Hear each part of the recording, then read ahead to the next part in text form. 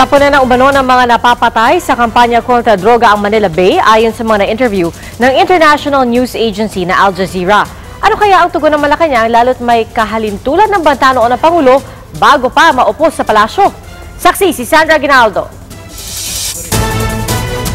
Ako nagawain niyo, Presidente.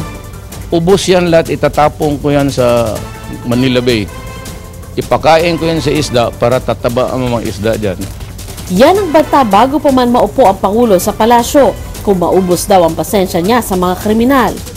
Mahigit 100 taon matapos niyan, ang kilalang pasyalan ng Maynila naging tapunan na umano ng mga bangkay ng mga drug suspect ayon sa international news agency na Al Jazeera.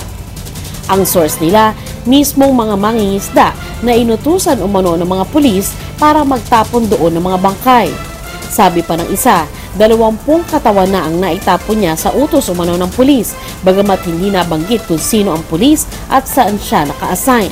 Sa tala ng Manila Police District, 3 bangkay pa lang ang na-recover nila sa Manila Bay noong 2016 at wala pa ngayong taon.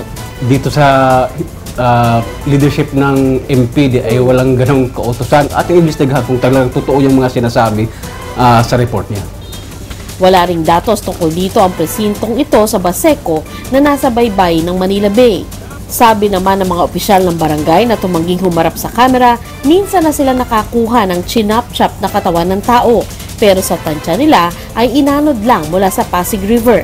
Hindi pa tiyak kung may tala ang ibang distrito na nakapalibot sa Manila Bay. Minaliit naman ng Malacanang ang report.